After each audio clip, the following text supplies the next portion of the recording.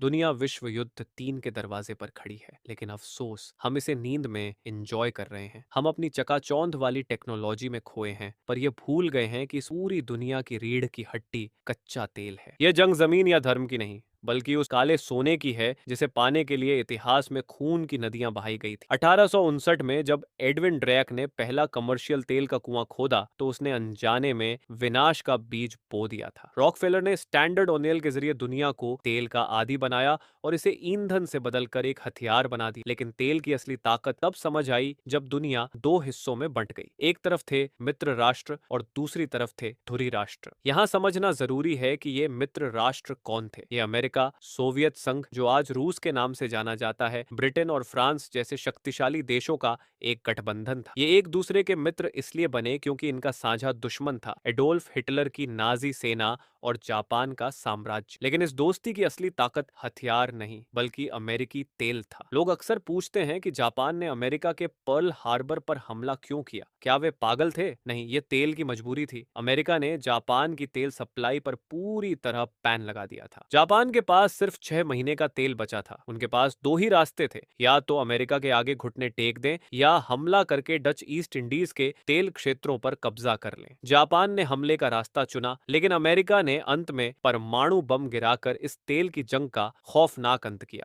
उसी समय Adolf Hitler ने इतिहास की सबसे बड़ी गलती की। उसने रूस पर हमला किया। उसका मकसद रूस को हराना नहीं, बल्कि अजरबैजान के बाकू तेल क्षेत्रों पर कब्जा करना था। हिटलर जानता था कि बिना तेल के उसके टैंक और विमान कबाड़ हैं। उसने साफ कहा था, अगर मुझे बाकू का तेल नहीं मिला तो मुझे यह युद्ध खत्म करना पड़ेगा। लेकिन रूस की केड़ी ठंड और तेल की कमी ने हिटलर की अजेय सेना को घुटनों पर ला दिया। अंत में मित्र राष्ट्र इसलिए जीते क्योंकि अमेरिका के पास तेल के कुएं थे। उन्होंने अपने मित्रों रूस और ब्रिटेन को इतना तेल और संसाधन भेजे कि हिटलर और जापान के पास मुकाबला करने की ताकत ही नहीं बची। लॉर्ड कर्जन ने सच ही कहा था। मित्र राष्ट्र तेल की लहर पर सवार होकर विजय तक पहुंचे। युद्ध खत्म हुआ, पर तेल का खेल नहीं।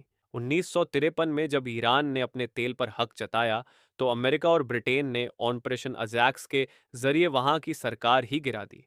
1973 में जब अरब देशों ने तेल रोका, तो दुनिया को ओपेक की ताकत का पता चला। फिर आया पेट्रो डॉलर, अमेरिका का वो मास्टर स्ट्रोक जिसने पूरी दुनिया को मजबूर कर दिया कि तेल खरीदना है तो डॉलर लाना होगा। सद्दाम हुसैन और मुअम्मर गद्दाफी ने जब इस सिस्टम को चुनौती दी, तो उनका जो हश्र हुआ वो इतिहास में दर्ज है। आज फिर वही इतिहास खुद को दोहरा रहा है। रूस यूक्रेन हो या मिडिल ईस्ट, हर जगह जंग की असली वजह वही सप्लाई लाइंस हैं। कच्चा तेल खत्म हो रहा है। जब इसकी भारी कमी होगी, तो आज के बढ़ते देश चीन, अमेरिका और रूस एक दूसरे के बचे कुचे तेल पर कब्जा करने के लिए टकराएंगे। हिरोशिमा और नागासाकी तो बस एक ट्रेलर थे। विश्व युद्ध 3 पूरी फिल्म का अंत होगा। तेल ने यह दुनिया बनाई है और यही तेल इसे राख में बदल देगा। क्या हम अब भी नींद से जागेंगे, या यह काला सोना हमारी कब्र खोद देगा?